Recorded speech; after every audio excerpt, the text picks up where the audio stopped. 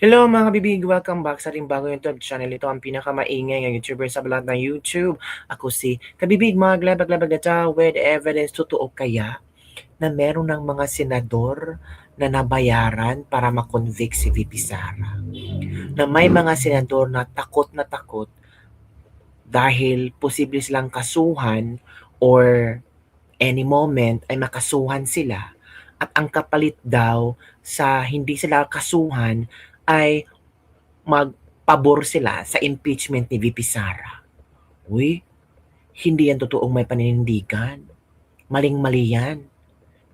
Kung ganon man lang, wala na.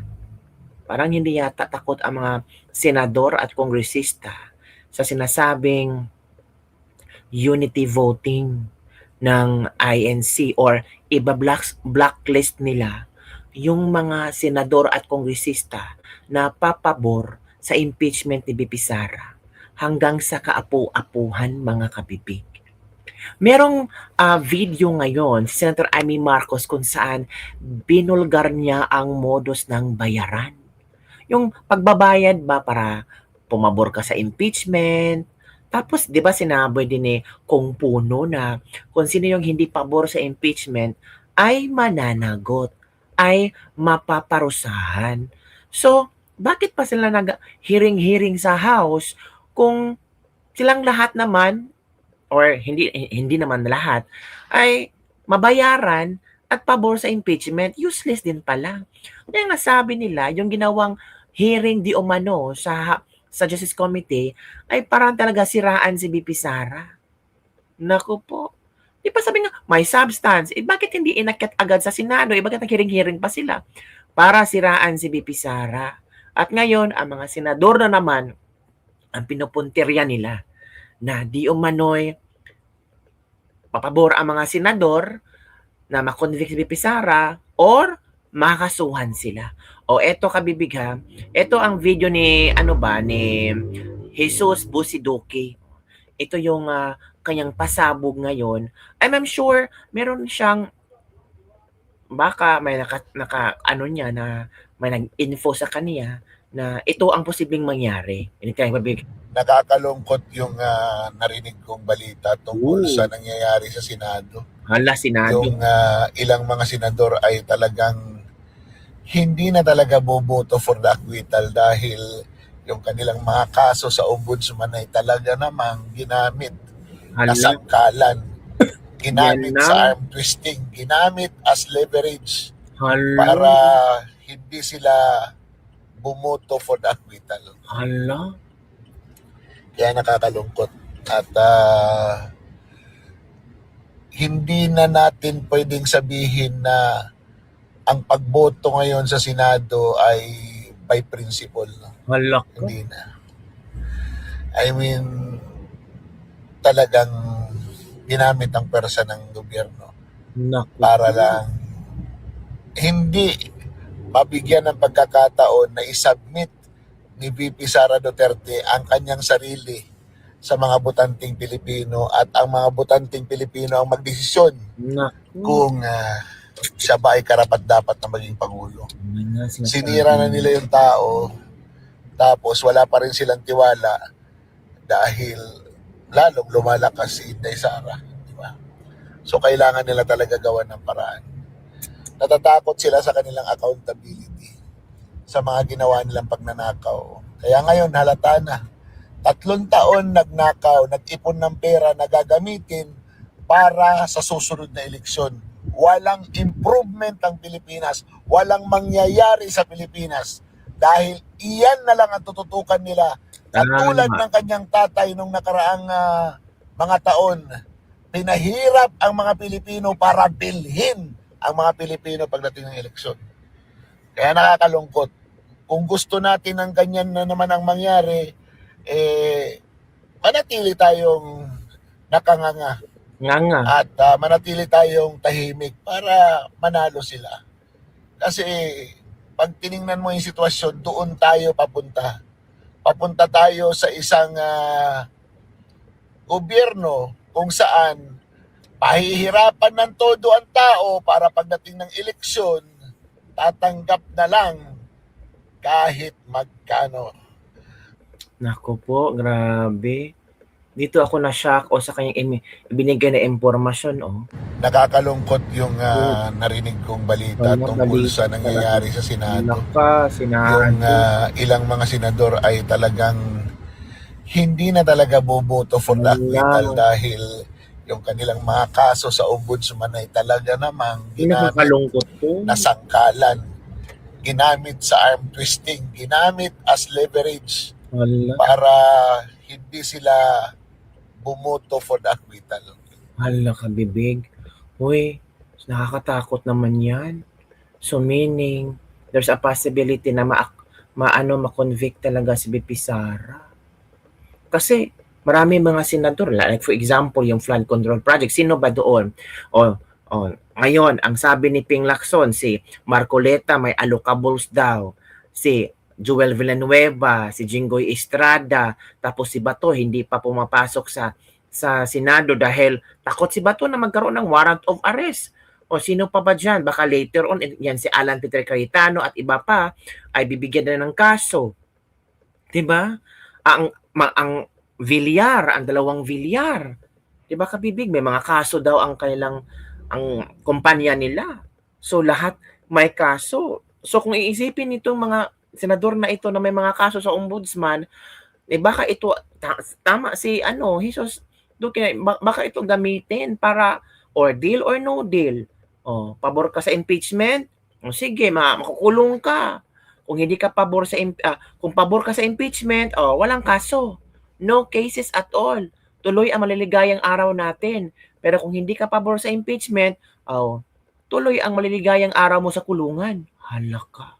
Baka yun ang yun ang pinamind conditioning sa ibang mga kongresista. Kaya, posibleng si BP Sara, ma-convict. Naku po. Ito ang komento ng ating mga netizen after na narinig ito Ito isa lang solusyon, mag-rally gamit ang punyata o klaro ang korupsyon. Lahat kasi sila sabit napainam sila lahat ni Romualdez at BBM. Tama ka, sir. Ito mga komento nila ito pa. Hindi naman acquittal vote ang kailangan, ang delikado yung conviction vote. God can makes miracles. Siguro mas mainam people power, sabi ni Vivi Naba. Huwag naman pong ganyan. Hintayin natin mga kabibig kung ano talaga ang mangyayari sa impeachment. Ang Diyos na lang bahala sa kanila, sir. Ano man kagustuhan ng Diyos, wala makapigil. Sa panahon na ito, parang walang pag-asa, pero pag ang Diyos ang gumalaw, wala silang magagawa. Ganito lang nang nangyari, Duterte pa rin papasok sa 2028. Ibig nyo sabihin, sir, 5K per vote, naging 10K per vote na sa 2028. Posible kabibig kasi sila ngayon nag-prepare na for 2028 kasi nakikita na ngayon, ay nako, ang mga tao, puro galit-galit lang yan sa social media, pero pag mabigyan ng pera yan sa eleksyon, ay tahimik na yan, bubutuhan ka na, at wais ang mga tao ngayon kabibig. Oo nga, they will be accepting money, pero kung sino yung konsensya nila, ang ulit kasi ang isip ng mga tao ngayon, excuse me, pera namin to. Pero ang iboboto namin, yung mga taong karapat-dapat at may konsensya kami. Kunin namin ang pera kasi pera namin to. Tax namin to, ginamit nyo. Ninakaw nyo. Pero ang iboboto namin, yung gusto namin. Hindi kayo. Hala. Gagawin nila yan nasa atin ang desisyon sa 2028. Kung makakaipon pa yan sila, tandaan nila may plan B. Hala ko mga kabibig. Ito kabibig meron din ako nakitang video ni Senator Amy Marcos hinggil sa di umano'y sinasabi nga FLR for later release na mga projects daw na ginamit daw di umano na pwedeng ginamit daw ito mga kabibig. Hanapin ko muna kabibig ginamit daw ito kabibig sa wait muna ginamit daw ito para para sa impeachment. Ano ba yan? FLR? Ito kabibig. Ito yung FLR na sinasabi ni Senator Amy Marcos. Kayo nang bahalang mag-isip kung totoo ba ito sinasabi ni Senator Amy Marcos or hindi. Ito na. Ay, nako. Napakainit ng panahon. Hindi natin malaman kung anong gagawin. Talagang sumisingaw yung init mula sa lupa. Ang lakas-lakas pa ng araw. Pambihirang buhay to. Di mo malaman. Para kang bibingka. At Tama. para rin bibingka mga politiko ngayon. Oh. Paano? Todo ang pressure. Ang init-init talaga. Talagang makikita ninyo. Naalala ba ninyo last year, nung July, di ba nagkaroon ng first impeachment kay VP Sara? Ayun, pinadala ka agad. Matapos yung eleksyon, andyan na, nakasalang na mula sa Congress hanggang sa Senado. Ang balita, maraming pinangakuan dyan sa Kongreso ng kung ano-anong limpak-limpak na milyon na project. Naku po, eto na. Nung nagkasingilan na, sabi na ng DBM, ng administrasyon, FLR na kayo. Anong ibig sabihin nun? For later release. Ibig sabihin, yung pinangakong project, nakatenga. Kaya hanggang ngayon, namumuti na sa kaiintay ang ating mga kongresista, higit sa lahat ang mga kongresista na kontratista. Ayun, hirap na hirap talaga sila pagkat hindi pa naglalabasan. At alam naman natin, may utang pa sa eleksyon na nakaraan. Meron pang 2 eleksyon itong taong to. Meron pang barm election sa Mindanao. May barangay. Gastos na naman. Kaso, 3 little letters, FLR, for later release. Nakatenga pa yung mga project. Ngayon, eto na, the second impeachment. Pangakuan na naman ng katakot-takot na project. Ang problema, wala nang naniniwala. Ang sabi nila, may utang pa ang administrasyon sa amin nung nakaraang impeachment. Ano ba naman, i-deliver na muna ninyo yon kesa sa mag-impeachment ulit. Eto na. FLR na naman daw for later release. Sabi nila, tumama naman kami, bumoto naman kami ayon sa sinabi ninyo.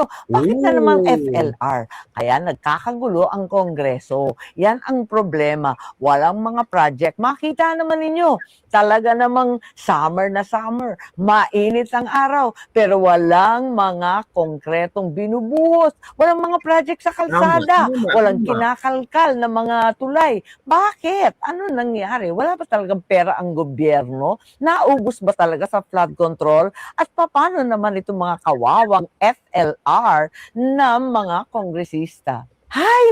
Hala ka. At sa puntong ito, Kabibig, if you still remember, meron ding video si Kong Toby hinggil dyan sa pirmahan. Ito ha. Hanapin ko. Paliwanag nun. Ito ha. Ito yung video ni Kong Toby last year. Paliwanag nun. Okay. Ito para maliwanag ha. Parang ganun, pero ito yung eksaktong paliwanag. Okay. Ang nangyari noon is, di ba, nung nakita ni Presidente Bongbong Marcos na nabawasan yung mga flagship projects, yung lahat ng insertion, pinahold niya. Hindi niya pina-release. Diba? For later release. For later release. Okay. Senate, tsaka yung House. Yes. Okay. Yung sa Senate, within 3 days, binigay nila yung listahan. Kasi sabi niya, submit niyo yung listahan ng insertions. Yung Senate, within 3 days, binigay. Yung House, March 24 na nun, hindi pa binibigay. Okay. So, noong March 24, noong pinatawag ako, ang assignment ko, kunin yung insertions ng House. Okay. So, after that, may 2 congressman na gusto makipag-meeting sa akin upon the instructions daw of Speaker.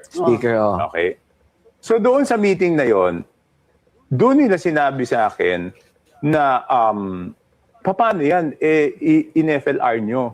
May mga namuhunan na dyan. Nag-advance baga. Malalim yung implication nun, may mga namuhunan na. Advance. So, sabi ko noon, syempre nainis ako. Sabi ko, bakit nyo naman ipinuhunan yung political capital ng presidente? In Ibig that sabihin, context. okay.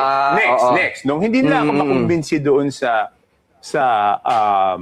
may namuhunan, sabi nila, paano yan?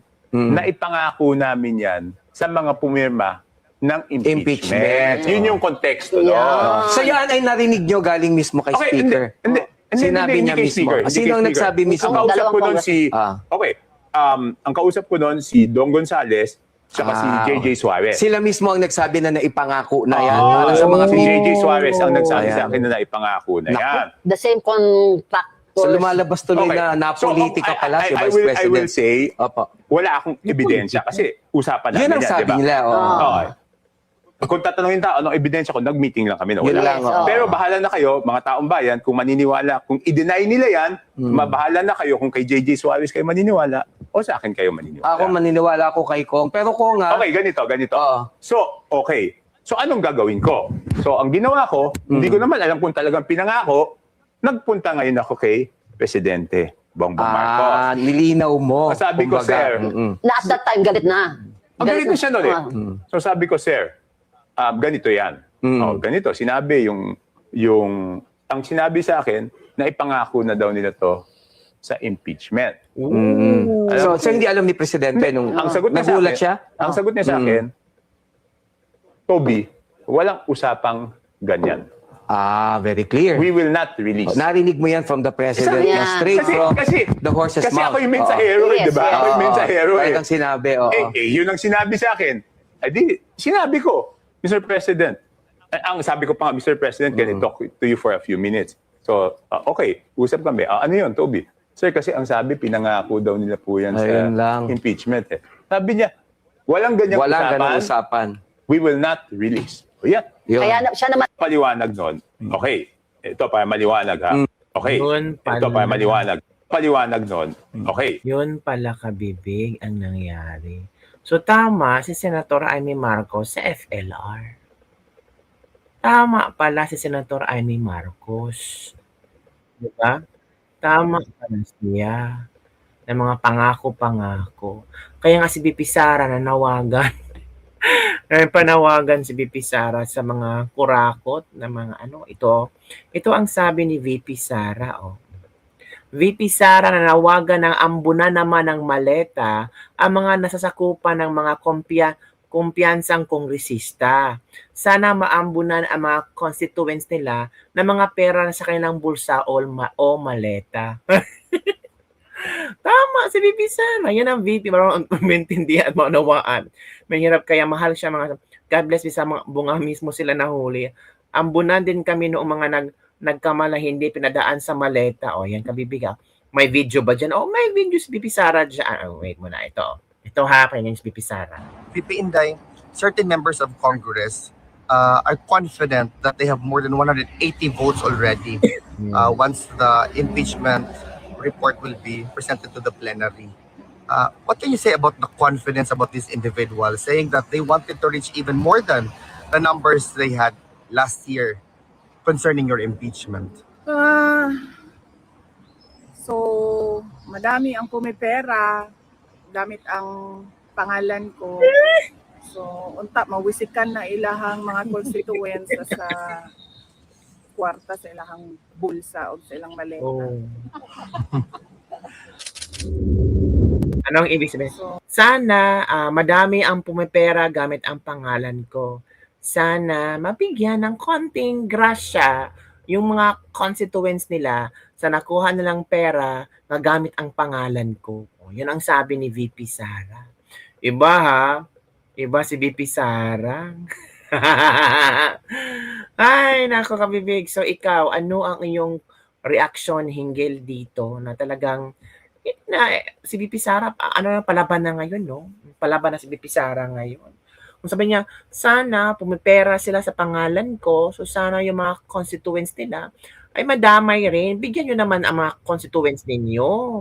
Hindi lang puro maambunan ang mga constituents ninyo ng pera kung saan gamit ang pangalan ko para pumirma kayo sa impeachment.